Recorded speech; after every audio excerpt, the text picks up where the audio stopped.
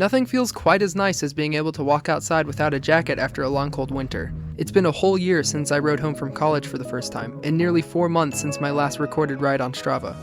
I am super excited to get back on the saddle. There's a lot of mud from the straight line mission. Before taking it out on a ride, I wanted to do a quick tune-up.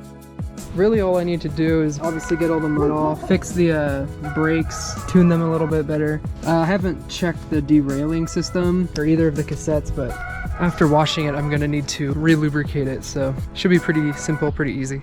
This was not fun. Because of this, I've decided to try and avoid muddy roads from now on. I'm gonna oil the chain, and then I'll probably fix the brakes. I might do something about this, like the tape up there, but yeah, I should also probably buy some new grip tape later, but yeah, whatever. I think this is out. Gosh dang it. Yes, I know there's probably better stuff to lube your drivetrain with, but I, first of all, don't know where to get it, although I could probably easily find out. And also, it's expensive, probably. I don't know, this works, and it's not a great bike to begin with. I mean, it's better than a lot of the other bikes I have, but, you know, it gets the job done.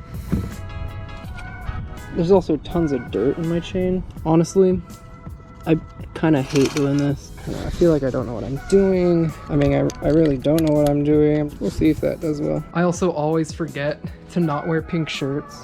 It stains so easily. I'm gonna try fixing this now. There's just a lot of play in the front axle. I'm not sure what exactly I did, but I seem to have fixed the slop in the axle. I guess that's probably just about it. So this is a pretty important subject. I don't know how you guys will feel about it, but I'm going to wear a helmet. I think it looks just as stupid as you probably do. You never know what's gonna happen when you're out there, and it's better to have it than to not have it. At this point, I had no set plan of where I was going to ride. I'm probably not gonna record much of leaving the town because of privacy reasons, so I'll see you guys in a little bit. From this point forward, there's a lot of wind noise, and I'll try to do my best at making it bearable. That being said, there isn't ever a point where my speech is unintelligible, so I guess that's good. We'll see how good my camera is at canceling out wind noise, because there's a lot of wind right here. That's pretty much as bad as it's going to get. If you can't stand it, go watch my last video. You'll enjoy it more. Here's the first hill of the journey. I'm not looking forward to it. Well, I'm glad to see I've not lost all of my strength. We are beginning to enter back roads. This is the reason I enjoy cycling so much. Being completely alone in the middle of nowhere, left alone with nothing but the road ahead to keep me company.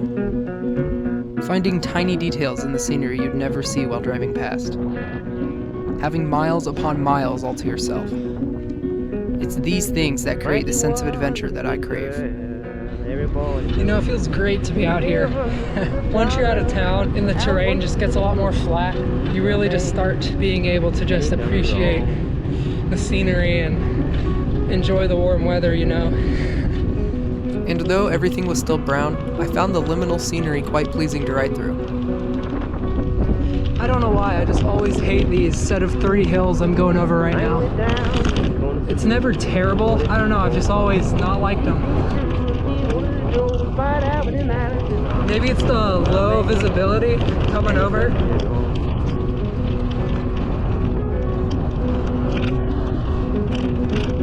And there's the interstate. Crossing over a highway always feels weird, especially the first time you do it. It's somewhere you usually only see while moving 70 miles an hour in a car, and you're just there staring at it.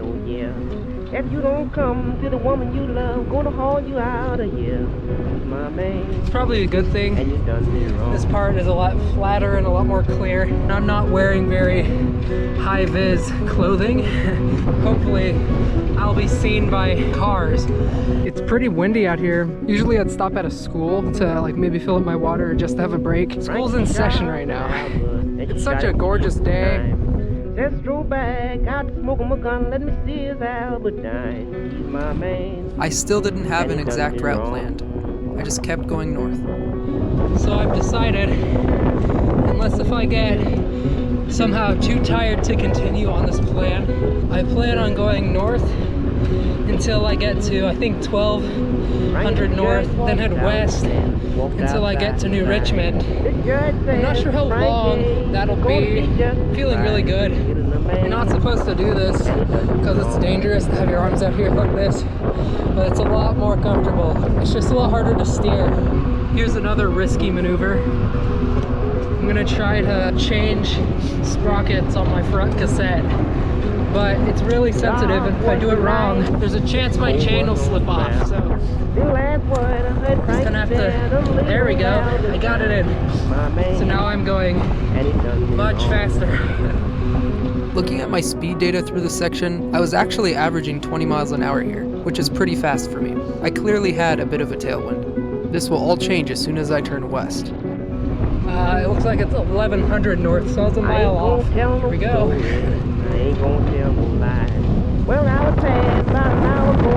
Oh my gosh. Incredible headwind. Looking back at the speed data, it's funny how easy it is to find exactly where I turned into the wind.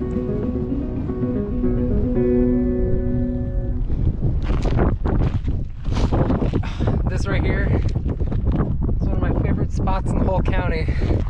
It's just so peaceful, and you can just see for miles.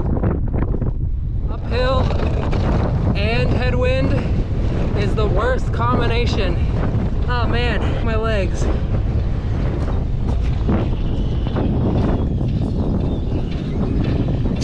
What the heck?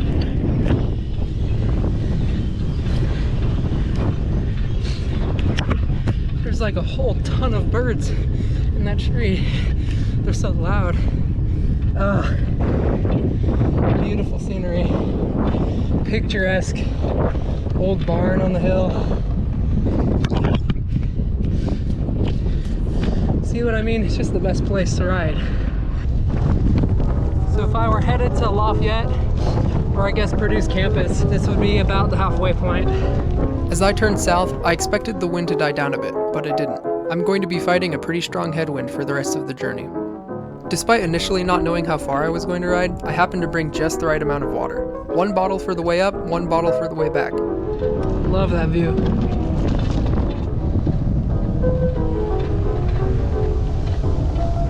Man, this crosswind is bad. It's so strong. Like if I let go of the handlebars, my wheel just snaps to the left.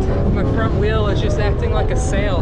I don't even know if you guys can hear me talking. So I'm pretty confident I could finish the ride without eating anything, but I'm starting to lose energy. So I'm gonna just grab this little chocolate pecan thing that I packed. It was just something I had and I wanted to get rid of. You just burn so many calories when you're out here.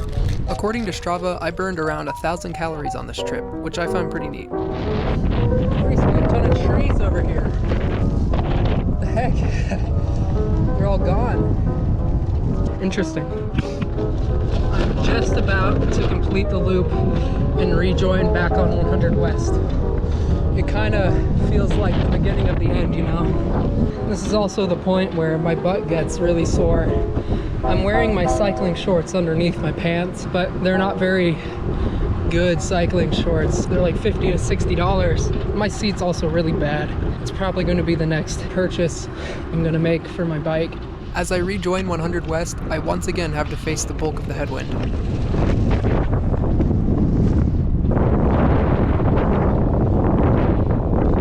I am fighting so hard against the wind right now. My favorite rides are the ones where I can just ride in a straight line and have someone come pick me up. I'm getting out my old Pop-Tarts. I need the extra energy. I'm starting to get so annoyed. But you know, it's just part of it, and I just have to keep fighting. I'm just having to eat them both at the same time.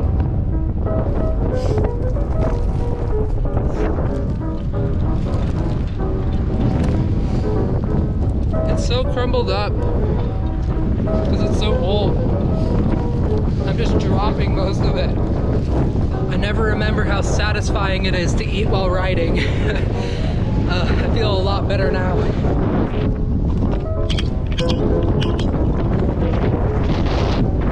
I'm approaching the interstate again. This hill's pretty gradual, but it's still a hill, you know? think I've been riding for like around 30 miles at this point, which is pretty surprising considering the fact I haven't ridden in so long.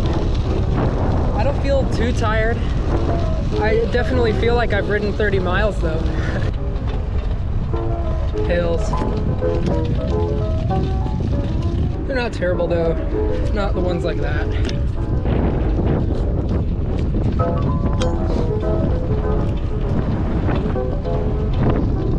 So it looks like I'm starting to get back into town, which is good. I'm starting to get pretty tired.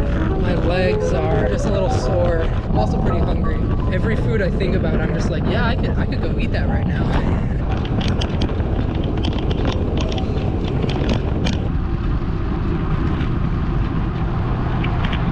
This hill I'm approaching can be pretty dangerous. There's a road that this road intersects with that doesn't stop. Just gonna have to watch out for that. And the bottom's often gravelly. Just gotta get into a good position to be able to react quick just in case.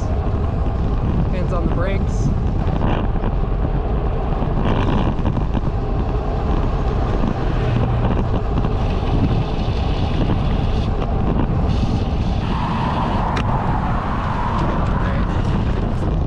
Pretty much in town now. I can say with quite a bit of confidence that there will be a video of me on Sugar Creek someday. Oh man, beautiful. Here's that hill.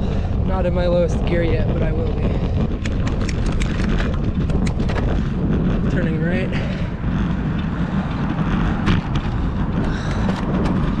Lowest gear. Oh my gosh. That's it, guys. See you when I get home.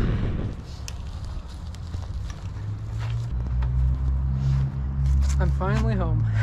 There's always this weird feeling at the end of a long ride like this one where you're just thinking about the furthest point you traveled in the ride. I was there just like a little bit ago, you know?